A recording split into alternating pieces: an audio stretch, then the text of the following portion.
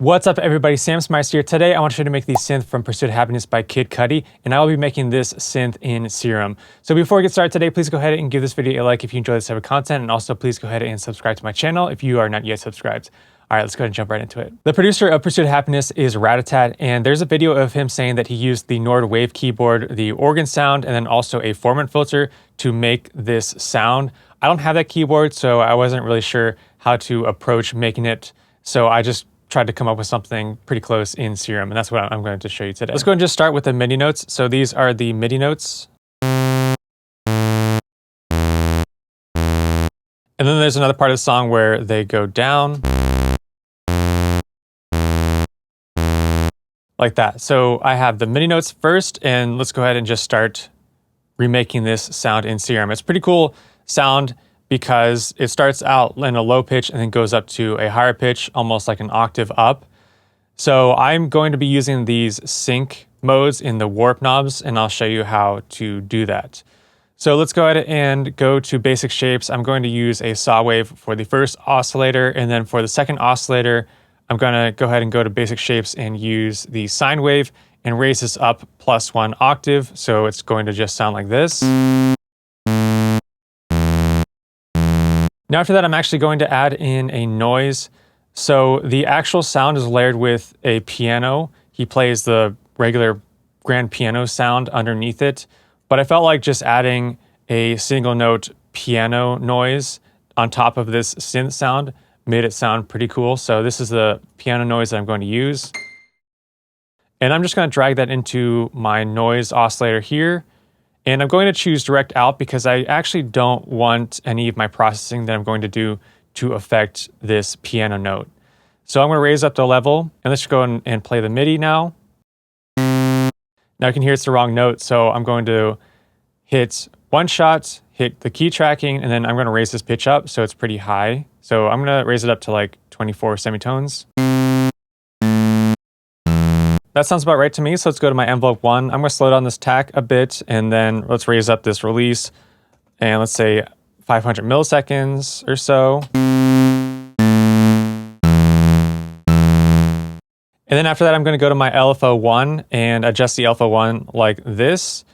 And I'm going to turn off BPM and just do the rate at 1 hertz. And you could probably do BPM, but I felt like just manually adjusting the rate got a better sound to when it goes from that low pitch to high pitch.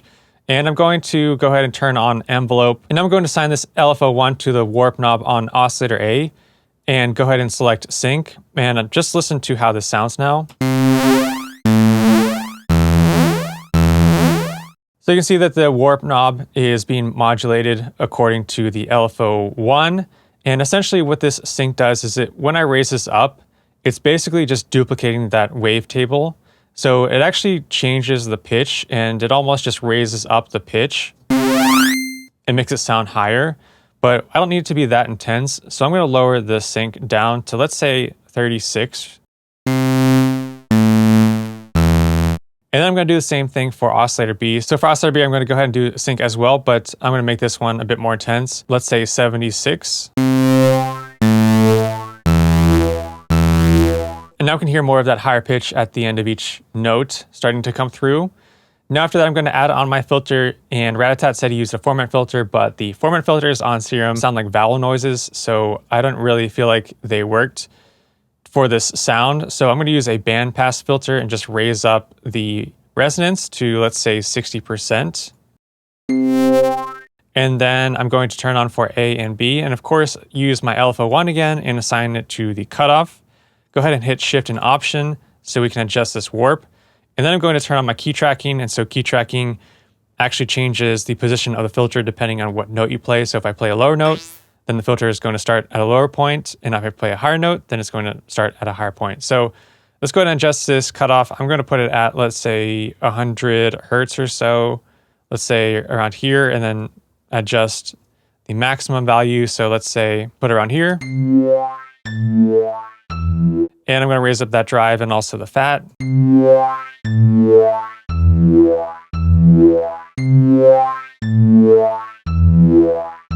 And you can also play around with this resonance. So I think 60% is going to sound good because once I add on the distortion, then it'll sound better. Now let's go into my effects. I'll add on the distortion. I'm going to use diode 1. It's going to be pretty intense. So I'm going to raise the drive basically all the way up. Maybe I'll do like 94%. And then add on my compressor. And let's go ahead and play that. So now we're starting to get that sound, but it's a bit too bright. So I'm going to add on another filter. And I'll just use the low 6. And I will assign alpha 1 to the cutoff again. So hit Shift and Option. Cutoff, let's do maybe around 350 hertz or so, and then lower the max value. And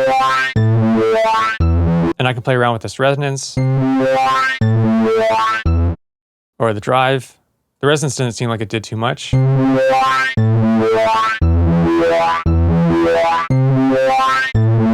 And then I'm going to add on an EQ after that filter just to roll off some of that low end. And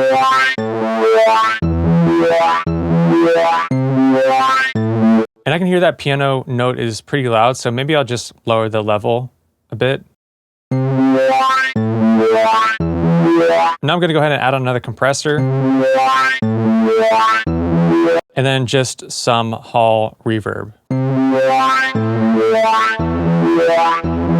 It might sound like a bit too much reverb, but once you play it in the track, I think it will sound good. So let's just go ahead and play this whole thing now. And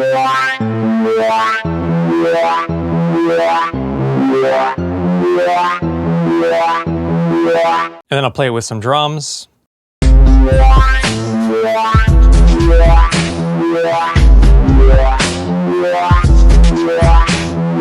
So that's basically the sound that I came up with, and I know it's not perfectly exact, but I think it came pretty close using just Serum. So I'll put a link down below for you to grab the preset for free. If you enjoyed this video, please go ahead and give it a like, and also please subscribe to my channel if you are not yet subscribed. And also, if you'd like to check out any of my other Serum preset packs, I'll put links down below for those as well. Thank you so much for watching. I'll see you next time.